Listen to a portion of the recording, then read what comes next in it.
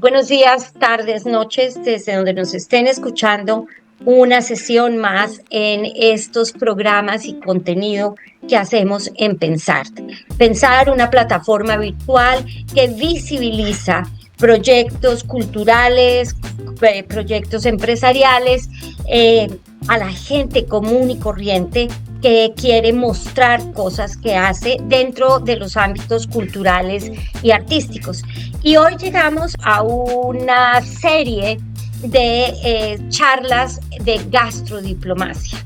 Esta es una idea que ha surgido dentro de nuestro proyecto y vamos a hablar de la importancia de la gastronomía como una acción diplomática.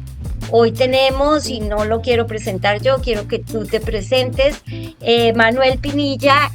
Lo conozco hace mucho tiempo, somos amigos, hemos sido compañeros de vida y hoy para mí es un honor, es un placer, es una alegría tenerte aquí conversando con nosotros en esta propuesta virtual.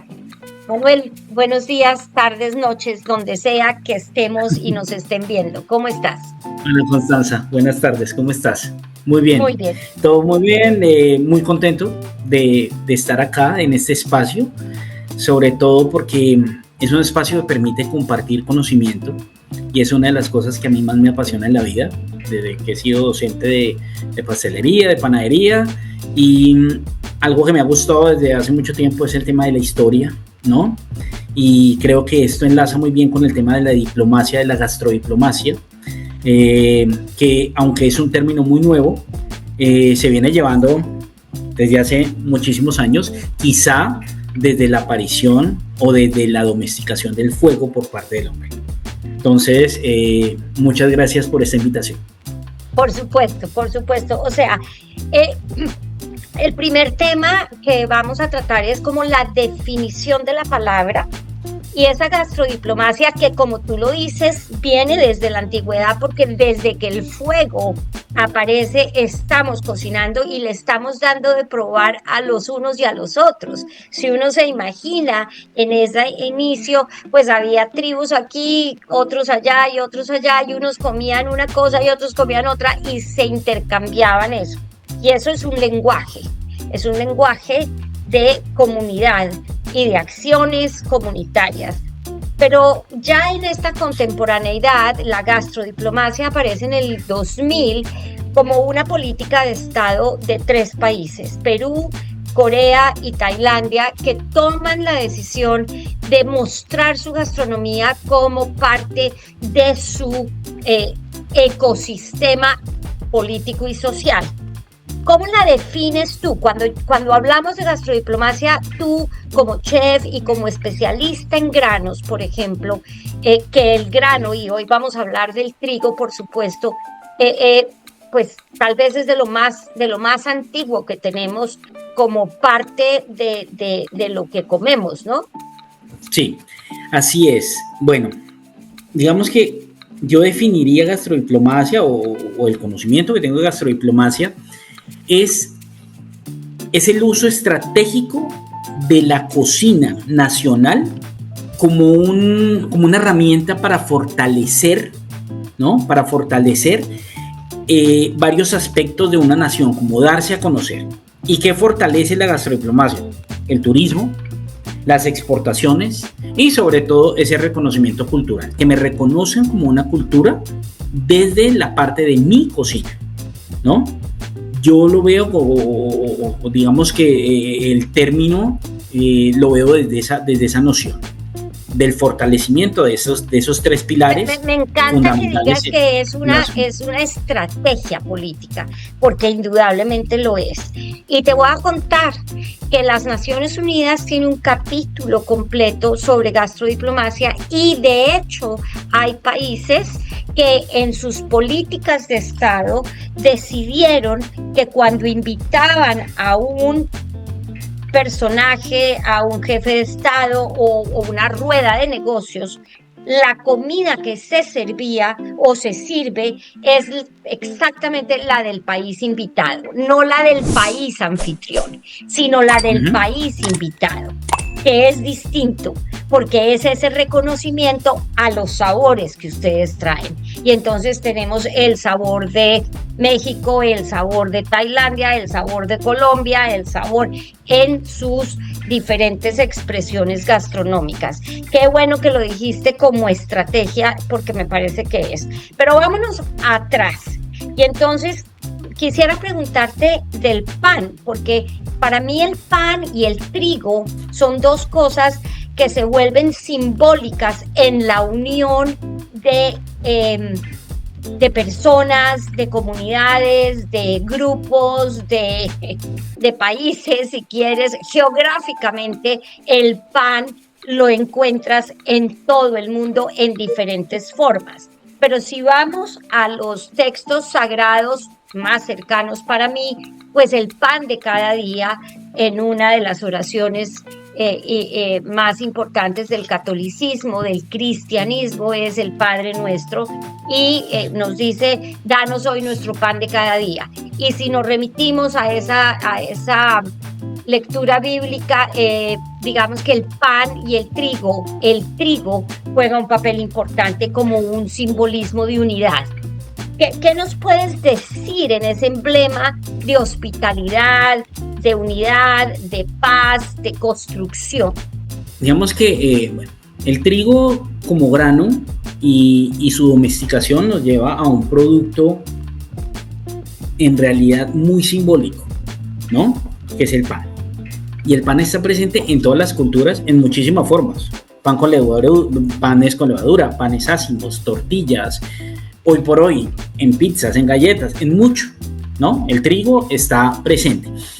Y es un producto muy simbólico y digamos que con el pasar de la historia, con el pasar de los años, su simbolismo se da para mí en tres pilares. Uno, la vida. Segundo, el sustento. Y tercero, la comunión. Entonces, hablando de ese pan, podemos hablar, por ejemplo, de paz y unión. ¿Y dónde vemos paz y unión? En un rito como la Eucaristía, ¿no? La Eucaristía cristiana, donde hablamos de un pan que simboliza en este caso el cuerpo de Cristo, ¿no? Y esa comunión porque nos lleva como a compartir. De hecho, hago un paréntesis, hay una palabra, la palabra compañero.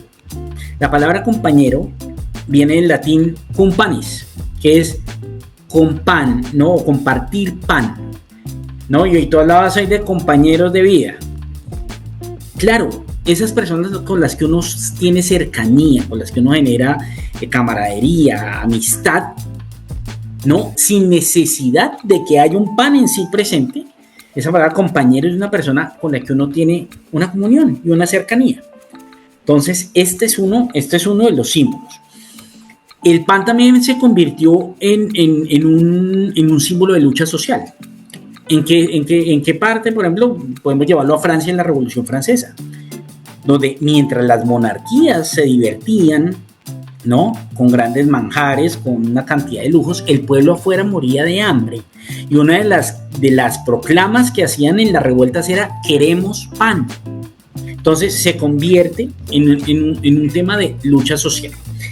Y también de reformas, ¿no? El pan, ¿dónde está presente? Hacia el año 2010-2012 tenemos la primavera árabe, ¿no? Que la primavera árabe empieza una lucha social producto en países, por ejemplo, como, bueno, eso se dio en varios países, ¿no? En Túnez, en Egipto, en Libia, ese levantamiento, y se da porque uno de los panes al que tenía acceso el pueblo se ve restringido por la subida de la inflación. Entonces empieza la gente como, es que ya ni siquiera tenemos acceso al pan, y se levantan, ¿no? Muchas de esos levantamientos reformistas se dieron en varios países, en otros no, en otros definitivamente fueron reprimidos. Pero también entonces es un tema de lucha social, o sea, es que el pan se traduce en primer alimento natural. Por eso hace parte de la canasta familiar, es que es básico, y precisamente es básico porque uno de los primeros vestigios que hay a nivel gastronómico en toda la era, desde que el hombre bueno, antes de que el hombre domara el fuego, porque hay dos espacios, ¿no? Cuando descubre el fuego, que fue hace 12.000 años antes de Cristo, hasta cuando empieza a domarlo, controla el uso del fuego hace 4.000 años, ¿no? Entonces ya vemos que hay pan, en todo ese tiempo ya hay pan, ya hay masas hechas con granos molidos y agua. Entonces vemos que ha sido una transformación que nos ha llevado con mucho simbolismo a través de esta historia, y por eso es tan importante. Es que está presente en muchos casos, ya más adelante hablaremos, pero por ejemplo en Armenia está el lavash, que es un pan que hace parte del patrimonio de la humanidad, ¿no? Y que ha servido como un puente, ¿no? Un puente de comunión entre otros países. En México, el pan de muertos. Si algo tiene una simbología muy marcada, y lo vimos en la película Coco, es el tema de esa conexión entre el mundo de los muertos y el mundo de los vivos. Y el pan de muertos es clásico en México y se comparte en muchos espacios diplomáticos como parte de esa identidad cultural. Total, ¿no? claro. Y ahí podríamos quedarnos hablando de una cantidad de panes, pero bueno, claro, ya o sea, a medida que vayamos hablando. Se me ocurre la baguette francesa y el pan nan indio, que es ese pan que se reparte, ¿no? O sea, se parte y se comparte. Y que ese nan es símbolo de abundancia. No, ese nan clave abundancia. Y el baguette, mira que el baguette o la baguette es un pan que ya simboliza ese refinamiento de la cocina francesa. ¿No? Y ¿quién no ha comido baguette? O sea, yo creo que esto ya está presente.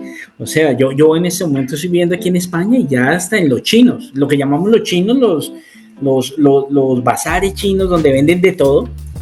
Tú encuentras una barra de pan, una baguette, en cualquier parte.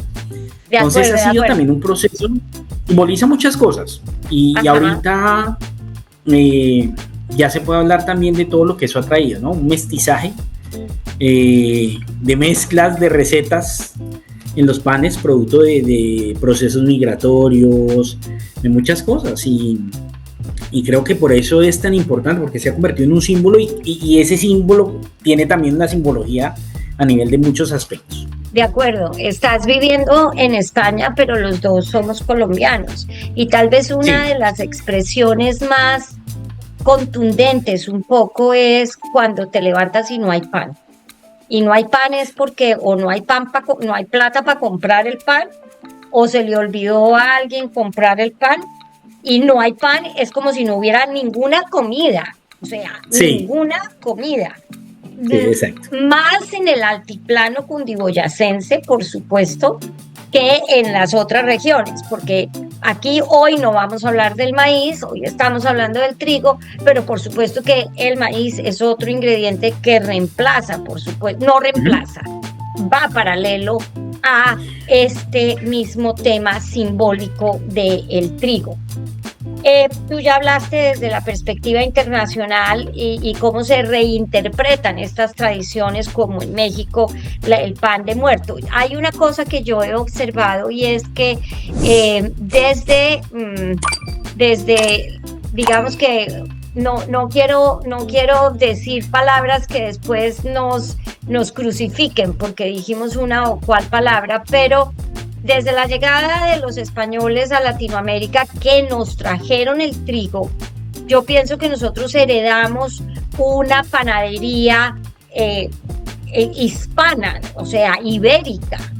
Nosotros tenemos roscones, roscas de Navidad, tenemos panes dulces con anís, tenemos una cantidad de panes y yo pienso que eso trasciende dentro de las tradiciones culturales que se van mezclando a través del tiempo, porque yo pienso que hay panes en España que se parecen a los panes con los que crecimos. Sí, claro. De hecho, lo que pasa es que, a ver, por ejemplo, panes como el pan de campo estuvieron presentes en la mesa, quizá de nuestros abuelos o tatarabuelos, y un momento a otro se perdió, ¿no? Y se pierde, y si uno hace cuenta, se pierde con la industrialización del pan. Ajá. y ahorita se está rescatando. Entonces otra vez estamos viendo que el pan de campo, el pan de campaña, el pan de centeno, estamos rescatando, porque eso es muy común en el ser humano, volver a sus raíces. Estamos rescatando, gracias a Dios, y estamos viendo que o sea, no estoy criticando esa industria, pero claramente la industrialización al traer menores tiempos de producción y eso agrede un poco la fabricación natural del pan y obviamente requiere unos aditivos que no lo digo yo, lo dicen médicos, lo dicen químicos, no son tan beneficiosos, ¿no? Pero claramente sí, muchos de los panes que vemos aquí en Europa los estamos viendo ya, los vemos hace muchos años en la mesa de los colombianos, ¿no? Ventaja que tenemos los colombianos es que los horneamos un poco menos, ¿no? El europeo le encanta el pan con corteza supremamente dura y nosotros no soportamos eso en nuestras encías como colombianos, lo horneamos un poco menos, pero sí, ese pan crujiente, es que ese pan, y mira que a lo que hablábamos del simbolismo, en Colombia uno come pan blandito, de lunes a viernes. El sábado y el domingo es el día del pan francés, es cuando uno tiene tiempo de salir al supermercado o a la panadería a comprar el pan, la baguette o la barra de pan, ¿no? O el pan crujiente, porque nos da ese espacio para compartir. Es verdad, y en México es igual, o sea, tú tienes una tradición de panes y que son, entre comillas, diría yo, panes artesanales, porque aunque son industriales en la medida en que son de volumen, porque es que cuando tú vas a ver la cantidad de pan de muerto que se prepara, es impresionante, ¿no? Aquí, yo estoy en Inglaterra, aquí hay un pan muy parecido a ese pan de muerto en la época de Pascua, y son los crosscut buns, que son unos panecitos blanditos, muy ricos adentro, muy esponjados, y encima tienen una cruz, que es muy parecido al pan de muerto, que tiene los huesitos, ¿no? Los huesitos ahí puestos. ¿Podría la producción del trigo convertirse en un discurso diplomático a futuro o inclusive hoy? Porque es que estamos sufriendo, y tú no lo puedes contar, que la despensa de Europa, que es Ucrania, pues la producción de trigo ha sido bastante descalabrada, ¿no? Sí. ¿Qué piensas? Y pues esto es gastrodiplomacia. ¿Qué pasa con el pan? ¿De dónde estamos sacando las harinas? ¿De dónde están viniendo los azúcares, por ejemplo, con los que se mezclan? En fin, cuéntanos qué piensas de esa parte de un consumo sostenible, porque yo lo que estoy viendo es que se está volviendo al consumo, a la producción local de los trigos. Bueno. O de los granos. Lo que pasa es que, digamos que el trigo como alimento ha sido usado a través de la historia de una buena forma, pero también de una mala forma. Y ahorita, en ese momento, lo estamos viendo de una mala forma, lo estamos viviendo. Hace muchísimos años, cuando empiezan las caravanas, ¿no? Cuando empiezan esas caravanas comerciales entre civilizaciones, veíamos ese intercambio, ¿no? Tanto así que, por ejemplo, en Roma había una política que se llamaba el dichoso Annona, ¿no? Y era prácticamente un deber estatal llevar el trigo a cada una de las aldeas y a cada una de las ciudades del Imperio Romano. Era prácticamente, y era una herramienta de control político. ¿En qué sentido? Porque si yo tengo alimentado a mi pueblo, hay paz social. Todos danos hoy nuestro pan de cada día. Exacto. En Constantinopla, por ejemplo, en la antigua Constantinopla, era un deber militar proteger las rutas por donde pasaba el trigo. O sea, ya había indicios de gente que quería asaltar esas caravanas para robar el trigo. Con el descubrimiento de América, hay un símbolo ahí, y tú hablabas, por ejemplo, que muchos de nuestros panes son hispanos, ¿no? Todo viene de la península ibérica y muchos de los panes que vemos, pero mira que vístolo desde una forma un poquito más perspicaz, fue un factor de dominación. Claro. ¿No? Porque quienes recogían el trigo no eran precisamente españoles. No. ¿No? Exacto. En Asia, por ejemplo, la ruta de la seda permitió ese intercambio comercial para que ese trigo estuviera en noodles, pastas, en muchos aspectos dentro de esa cocina. Hubo como ya como que entra el trigo a ser parte de la gastronomía de esos países. Y vemos, por ejemplo, durante la Guerra Fría, hubo un, ¿cómo se dice? Como un programa que se llamaba el Food for Peace. El Food for Peace era una estrategia, volvemos al tema de estrategia diplomática de Estados Unidos para llevar trigo y llevar alimentos a los países aliados. ¿Con qué fin? De tenerlos de su lado, ¿no? Y el trigo fue fundamental ahí. Ahorita tú hablabas de Ucrania, ¿no? Es que ya el trigo está siendo usado como un arma para, yo veo si te alimento o no te alimento.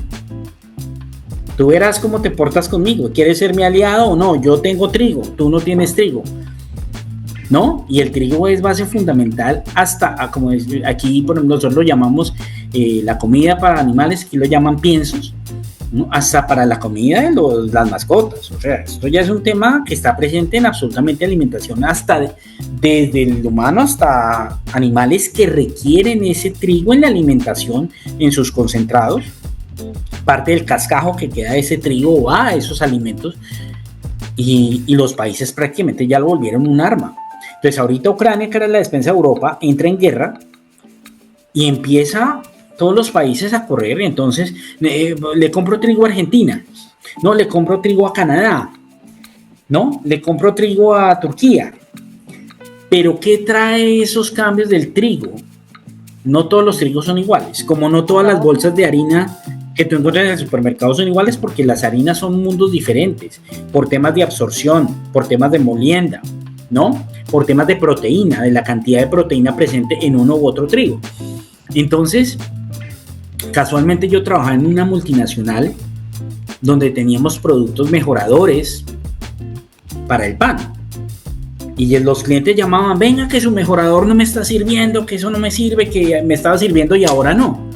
Y uno, ¿pero por qué? Y uno haga pruebas y pruebe aquí, pero sí, no está sirviendo, ¿pero qué pasa? ¿Usted cambió la harina? Sí, claro, me tocó cambiar la harina. Entonces, eso también, digamos que generó un desequilibrio en la producción de pan de muchas empresas, de muchas panaderías, el haber tenido que cambiar de harinas. No porque unas sean más malas o más buenas, simplemente tienen unas condiciones de molienda completamente distintas y tienen unos temas de adición o de proteínas presentes per se en el producto que cambia todo. Entonces, cuando ya la alimentación, y estamos ante un tema muy neurálgico a nivel mundial, donde ya la alimentación juega un tema crucial. No me quiero meter con temas tan delicados, por ejemplo, como el tema de gas ahorita. Es que hay gente muriendo de hambre, ¿no? Hay gente muriendo de hambre y de sed. Eso es indudable. Eso es indudable. Y ni siquiera pan pueden comer. Es básico. O sea, ni siquiera pan llega, que es lo básico. Y entonces nuestro pan de cada día, volvemos a lo mismo. Y eso me parece clave. O sea, el pan, la hogaza de pan árabe, digamos, el flatbread, el pita bread, que es, digamos, el común, que es, por supuesto, que es una mezcla que se hace plana, harina, que no agua, ya. Exactamente, es harina y agua. O sea, ni siquiera un par de cosas tan básicas que las creíamos básicas pero que hoy Exacto. ni el agua, ni el agua ni la harina llegan a rescatar a las personas. Ese es un tema muy triste, es un tema duro y bueno, em, pero vuelvo otra vez como al tema que me ocupa, que es que se están volviendo locales las harinas. Eso quiere decir que el cambio de las texturas, el cambio de las mezclas comienza a hacer otra transformación. Claro, va a ser una transformación definitivamente. Y si hablamos de sostenibilidad, digamos que eso depende de las prácticas que tenga cada país para poder llevar a cabo su propia producción de trigo. Colombia no sería capaz de producir todo el trigo que consume. No porque no tenga mano de obra, es porque no tiene los terrenos, ¿no? O tiene la condición terraria adecuada para tener ese trigo, ¿no? O un trigo con alto contenido de proteína, que es el que sirve para hacer pan. Entonces, por eso digo que sostenible no va a ser tan fácil de hacerlo sostenible en muchos países. Y por eso te digo, se vuelve un arma diplomática. Total. Por eso, si no un arma. El trigo es un arma diplomática. Negocia. Exacto. Entonces, ahorita Colombia, por ejemplo, ante el tema de Ucrania, está recibiendo harinas de Argentina y de Canadá. ¿Y qué pasa, por ejemplo, en España? Ellos tienen negociaciones con trigo, con harineras italianas. Muchas de las harinas que llegan aquí son italianas, ¿no? Estamos, por ejemplo, no tengo conocimiento, sé que hay una, Manitoba, creo que es. Manitoba es una de las harinas que traen aquí, es un tipo de harina. No estoy muy empapado en el tema, no llevo muchos meses aquí en Europa. Tendría que consultarlo, pero sé que hay mucho del recurso harinero que consume España es italiano, ¿no? Y posiblemente, como tú me dices, de danés. Sí, o también inglés, supongo yo, porque, bueno, no, el Brexit aquí rompió relaciones con muchas. Eso te iba a decir. Entonces, si antes este era un país de trigo, hoy tal vez la producción es más interna, diría yo. No sé. Creo que es algo que tenemos que volver a hablar de esto ya con un poco más de conocimiento, porque hoy solamente lo que estamos explorando es esa importancia de ese producto básico que es el trigo, que es ancestral, que viene desde el origen, porque desde que conocemos el hecho de que hay un gusto, una gastronomía, el hacer algo, hacer pan, es tal vez de los oficios más nobles que hay registrados. O sea, es un oficio porque es vital. Sí, de hecho ahorita que lo llamas oficio, si tú ves más o menos el 80% de los panaderos o de la gente que se dedica a esto no estudió para ser panadero. No. Fue un tema de tradición. Lo aprendí porque mi papá era panadero, lo aprendí porque mi abuelo era panadero, ¿no? Ha sido un oficio de tradición y también de supervivencia. En Colombia muchos panaderos no son panaderos porque querían ser panaderos, sino porque fue el empleo que les salió, su primer empleo fue, venga chino, ayuda a mover aquí unos bultos, y de ahí el tipo aprendió como decimos nosotros en Colombia, a mojar la harina en la amasadora, y después aprendió a formar el pan y después aprendió a hornearlo, y el tipo aprendió y ya es parte del negocio, ¿no? Pero mucho no requiere estudio, digamos que estudiar panadería es más para conocer el por qué, el de dónde viene, el por qué pasan las cosas, cuál es la reacción química y cómo lo puedo llevar a otro nivel. Pero esto es un tema de tradición, o sea, como total, la cocina de la abuela. Lo ves, claro, es una cocina obrera además, porque por eso en España se dice obrador, porque son los obreros del pan, ¿no? Y fíjate que ya en la tradición más, digamos, íntima de cada uno de los países, al panadero se le rinde homenaje porque es el que hace ese pan diario que es sostén. O sea, sin pan no hay alimentación, entre comillas, ¿me entiendes? Es que necesito el pan para sentirme bien alimentado, ¿no? Aprendí casualmente, entre paréntesis, una nueva palabra que me causó muchísima, no tiene que ver con panadería, pero sí con culinaria, malguisada. Una señora que está mal guisada es una señora que está brava. O alguien que está mal guisado es alguien que está mal hecho. Anyway, aprendí eso. Y entonces un pan feo, también tú dices, ¿qué es esto? El pan que no te sabe rico, el pan que está, sí, que te sabe a veces a químicos. Fíjate tú, a químicos. Sí. Porque en realidad el paladar y uno como que está esperando que el pan siempre sea un alimento confortable, que me dé confort, que me dé, como se dice en inglés, comfort food. Y efectivamente hay panes que saben a químicos, eso es verdad. Ni con mantequilla ni mermelada se les pasa. Ya, obviamente lo que ha logrado la satanización del pan y del gluten, no, porque han satanizado el gluten. O sea, el único que tiene derecho a satanizar el gluten es el celíaco, nadie más. El gluten es la proteína del pan, es lo que alimenta el pan. Y ya lo satanizaron producto de que de una industria que añadió azúcar, añadió grasas, añadió una cantidad de componentes al pan. Y el pan lleva harina, agua, sal y levadura, no más. Eso me lleva a preguntarte, y ya por último para cerrar este primer espacio, y es ¿cuáles son las políticas? Tú hablaste de políticas estatales en Roma, políticas estatales en otras partes, en Constantinopla, pero hoy por hoy la seguridad alimentaria, fíjate tú, volvemos a tocar el tema. ¿Cómo sientes esa seguridad alimentaria hoy por hoy dentro del gremio del pan? Bueno, yo creo que cuando hablamos de seguridad alimentaria hay dos factores. Uno, el acceso a la alimentación, y dos, la inocuidad, ¿no?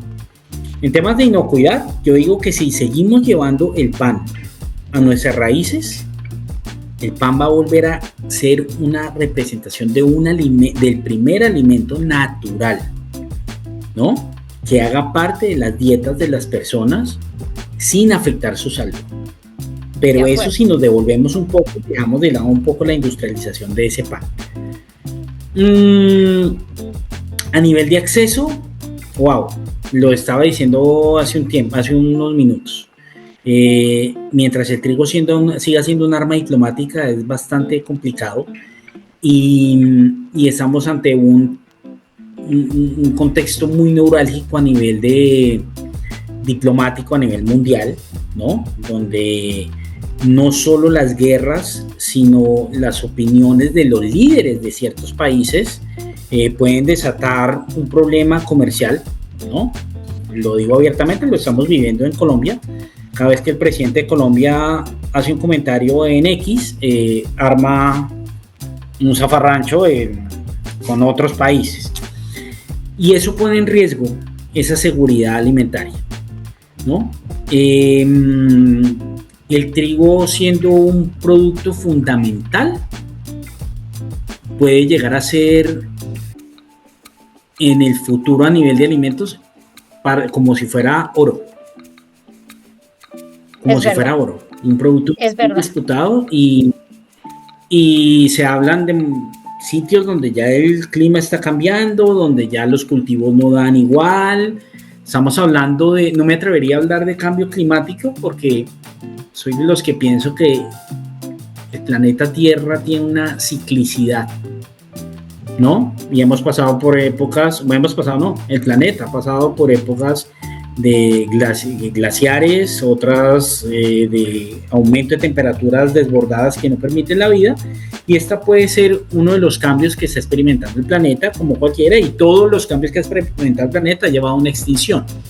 No me atrevería a hablar como tal de un cambio climático, pero sí de unas condiciones terrenas que ponen en peligro la producción del trigo. En algún momento pasó con los vinos, ¿no? De no ser por una cepa, como digamos que fue una cepa que salvó el vino, cuando en Europa el vino se vino abajo y todos los viñedos se fueron al traste por la aparición del pulgón, ¿no? Y esa cepa, la Malbec, la cepa Malbec, con otras cepas que ya habían llegado a América, fueron las que salvaron el vino a nivel mundial. Donde esto no hubiera pasado, el vino desaparece de la faz de la tierra. Argentina es un país productor de trigo, ¿no? Sí. Y diría que sería un momento también neurálgico y coyuntural para la Argentina, supongo yo. Sí, parte de su política comercial en este momento se basa en muchos aspectos, en la exportación de carnes, de trigo, de vinos, pero hay un tema, y es que cuando hay un tema diplomático donde ¿cómo se dice? El pensamiento, la forma de llevar a cabo las relaciones diplomáticas es desde el partido en el que yo estoy, desde mi posición política.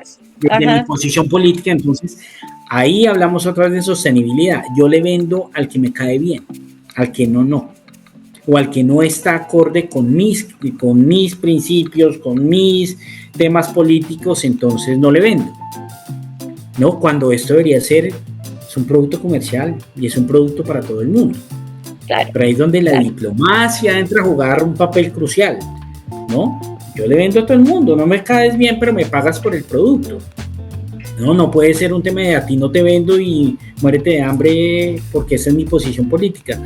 Entonces ahí se pone en juego la sostenibilidad de un tema como el trigo. Es verdad. Y pienso que Argentina se está equivocando en ese sentido en política exterior. Está simplemente mirando para arriba, ¿no? Otra gran despensa es Canadá, ¿no? Los has nombrado ya 2 o 3 veces y me parece que también es muy importante ese tema porque políticamente también está en riesgo, ¿no? O sea, sí. Digamos que ahí tenemos que tener esos límites de a dónde no nos vamos a meter, en qué campos no nos vamos a meter.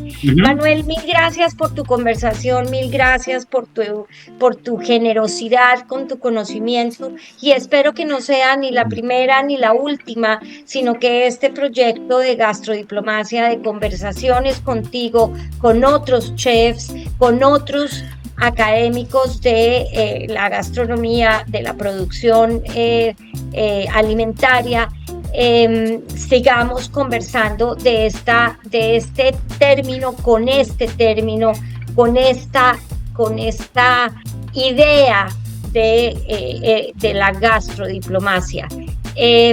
Hasta la próxima y nos volvemos a ver.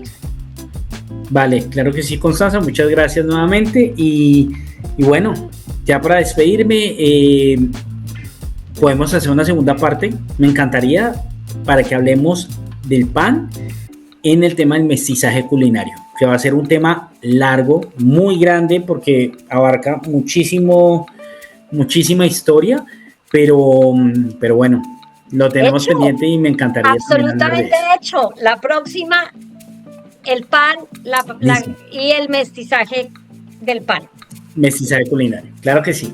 Vale. Maravilloso. Mil gracias. Bueno, hasta luego. Chao. Gracias.